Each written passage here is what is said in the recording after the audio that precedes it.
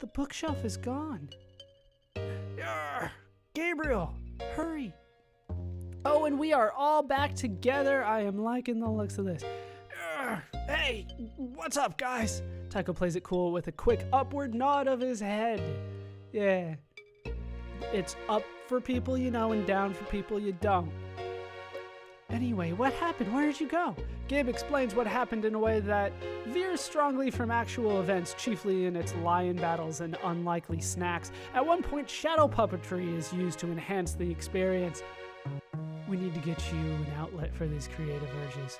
And look, it's only part of a book, but...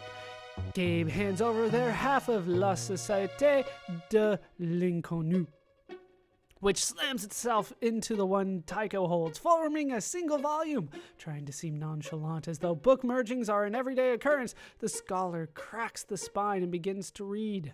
Ahem. Ooh, story! It was not always thus. Mortals crawling the rough skin of the earth and gods roiling above and below them, and then only below. In the time before, Yog-Moday, that's what I'm going to go with, who is god of doors. Yog-Moday doesn't sound so bad. He's like a door god. I thought all the gods below were supposed to be real jerks. It's not just doors. They've taken some license here. Passage might be better. It's any transition, any movement from one state to another, you know, like broiling or death. Death, mostly. Oh, what happens if he dies then? No one answers. Yog-Moday, who is god of doors, walked the earth a tyrant and wore the fear of man as a cloak. Okay, yeah, I was wrong about him. In the time before, his arrival meant the end of a city.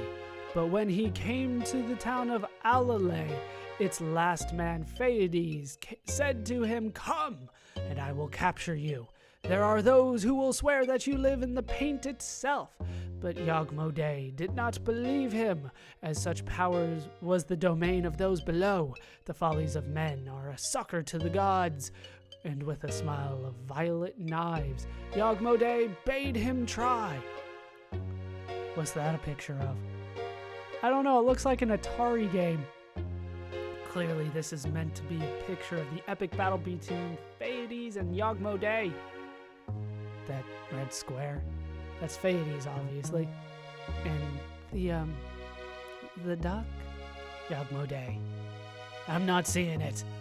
If I might continue. Indeed, his image stood so well upon it, so true, that Yog-Moday barely noticed he was looking out from the canvas. But Phaedes laughed and said to him, "Your yoke is broken. Men will pass not according to divine whim, but by the world's own law. And as I have kept you, so will I carve you. I will hew your head from your hands, and your hands from your black shadow, and break you forever." So no more did the gods walk upon the earth, where some scheming scribe could seize them in a sonnet, or a drunken bard could bind them with a silver string. It was then that gods learned to fear man for man's terrible conception, for his crude makings held within them an unmistakable power. Sorry, I'm getting lost here. This is our testament, that the mind, the voice, and the hand have within them the power to fetter the very gods, to seize them, and ultimately to... And that's it. He snaps the book shut, the remaining dust erupting from the surface. I'm starting to like this place. And we're moving forward. All right, now I can head down here where I can get that treasure chest. Looks like there is one of those wolf guys blocking it. Is it still the rust? There's nothing in the drawers apparently. Oh, shit. 3 flare wolves. Actually, now that I have the full party, that was pretty easy. 4,000 experience, $900. All right, power up for the brute. Necromaster has learned Entomb, and Tube Samurai has learned Defense Stance. I'm not going to be using that one too often. And Crybomancer has learned Leer. Gentleman has learned Kanega. Cordwainer has learned Bootstrap. Diva has learned Aria of Depression. Isn't that nice? Delusionist has learned Try the Punch. Rather not. All right, let's take a look at some of those. Geez, there's so much going on these days. Speed bonus on first turn. That eager is really helping me out. Defensive stance. Defense up, can only have one stance at a time. We don't have anything that we can use with it just yet, so I'm going to hold off on that one. Slacker is still not learning anything. I'm assuming that at some point it's going to be really good, though. It's just going to take a while to get there. Doesn't look like we learned anything there. Kanego, what is that? Medium holy attack. I'll take it. Retcon, incoming prophecy takes longer to arrive. I guess that means I can stack it more. I still don't know if I can stack multiple fire and brimstones on a single prophecy. I just don't know. I haven't had a chance to try it out. I tried last time, but we killed him before we got to that. Absorption, we gain 1 MP when defending. That is good. Entomb, medium earth magic. There's something. Haven't learned anything for the elements, seemingly in a long time. Nothing good. Dino Sorcerer still doesn't know all that much. Clever Girl, Velociraptor turn 3 boosts user's magic. We have Diversion. Velociraptor turn 1 medium attack interrupts. Disembowel. Velociraptor turn 2 medium attack ignores defense. Actually, this could be good. Triceratops turn 1 super defend for staunch defense. Bony Frill. Triceratops turn 2 boosts user's defense. Turn 3 medium attack. I don't know. Maybe it goes away after 3 turns. Sounds like the Velociraptor is better, though, to be honest with you. It doesn't look like we've learned anything for a Gumshoe in a long time. Crabomancer did learn Leer. More likely to target. We already had Glare, but now we've upgraded to Leer, and then nothing on Gardenar. All right, we are ready to move forward again. What do we have in here? Little Fang. How did this even get here? I threw it off a bridge. It's a weird house, Moira. Nostalgia seems to be its thing. Well, I gotta say, this crazy house has some impeccable timing. All right, sounds like it's a weapon for Moira. All of her weapons usually have names. Etched into the handle, the text reads 2 MB from TB. Boosts wind damage. 2 Moira Brahi from Tycho Brahi, I'm going to assume. It does boost wind damage, but ultimately she's not really built to be a magic user. She's more of a physical user, so I'm not going to equip that. Just doesn't seem like a good idea right now. But instead, we are going to make progress going forward and finding new enemies. There's a simian layered up in here. I feel compelled to warn each of you. Tycho snaps the breech of his weapon, peeking through to verify proper clearance. These things can go buck wild. And we're up against a simian. Oh, I'm glad they brought that back. I almost forgot about those. These guys were in, I believe, just episode 2. But these guys they were awesome. This was the one that we got to use too. All right. 15,000 HP, isn't that nice? Occasionally, simians escape the brutal underground fighting circuit. Indeed, they can, I guess.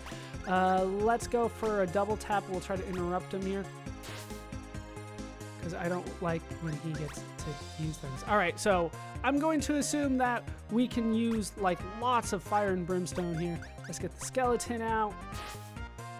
Wow, that did not do nearly as much as I was hoping for when it comes to the interruption. We'll go for the speed stance. Let's get the tranquil waters out. Just slowly heal as we go forward. Let's get the second fire and brimstone up. And is that really all I need to do?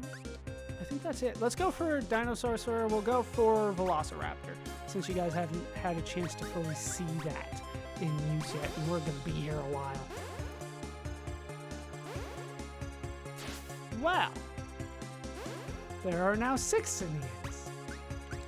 Okay, he split them. That's fine. They split the HP.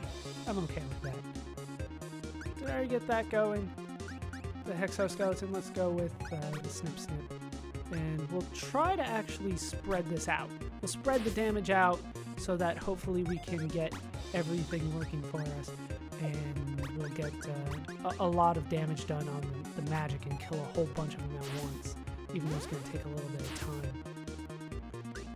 Alright, And, okay, so we got 2 fire and brimstone. We'll go for 1 hail and thunder on top of that. Okay, we're seemingly doing okay.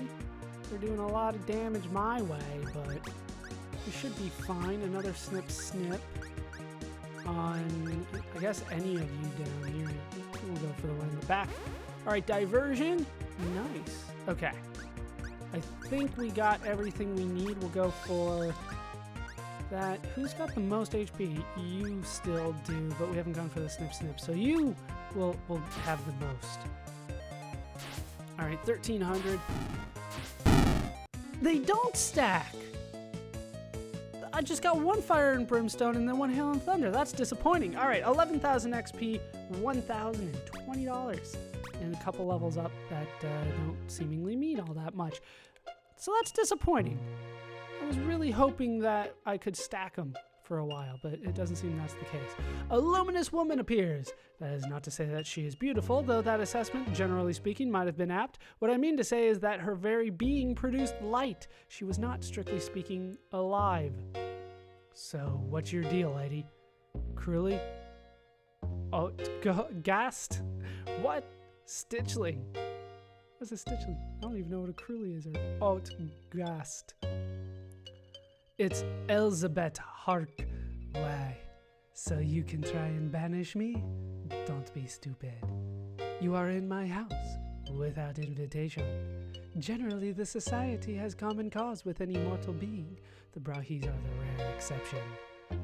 I'm not a Brahi, I'm a Gabriel. Is that what they're calling you now? I think so. Now Gabriel didn't know. They did call him that, didn't they? I kept my maiden name. Wife to a Brahi, and yet you live to tell of it? A rarity.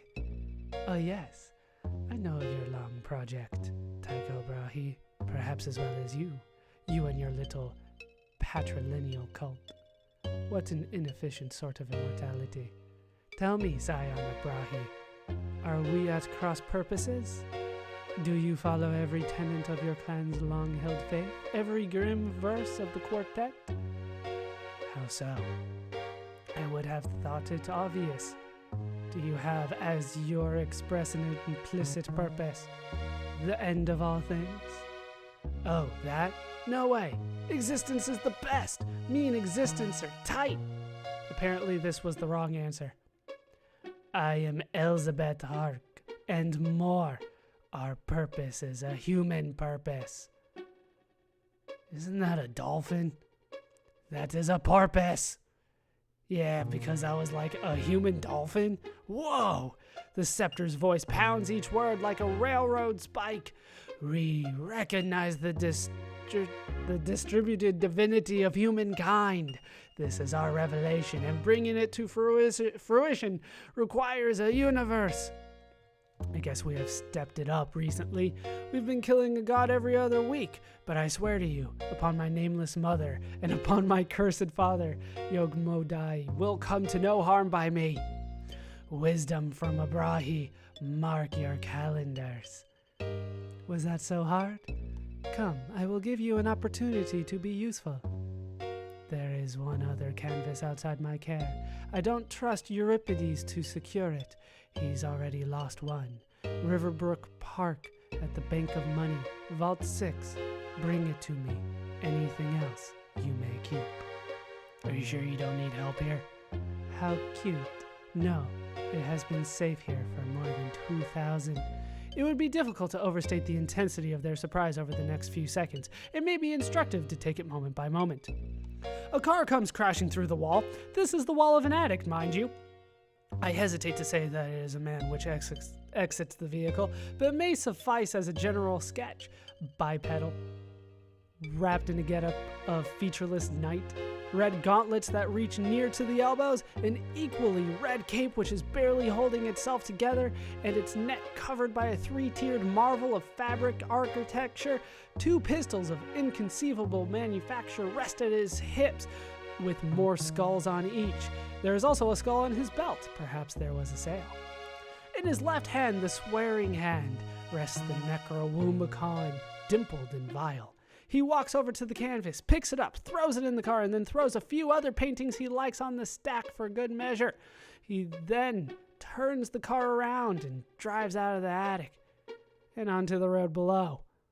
And all of this, happens before Elizabeth Hart can finish the word years. Dr. Blood, you'll never... Oh, I guess he's gone. Gabriel's mouth is open so tremendously wide, he may not be able to get it shut. He is the coolest! That was my boss, but he's different. I don't know what's happened to him. I think he might have joined a band. Whatever dark musics he might conjure, he has the Necrowoomicon as well. His interest in it was always keen. He once helped us to destroy a god, and now he's trying to rebuild one. I don't want to indulge in baseless conjecture, certainly, but this definitely seems bad. Elizabeth is looking out the hole at the ruined edge and at the rapidly receding bloodlights. She looks up then into the rain and blinks with the drops even though she doesn't need to. The bank of money has now been unlocked on your map. Right over there. So we have seemingly done it. We did something. That's for sure.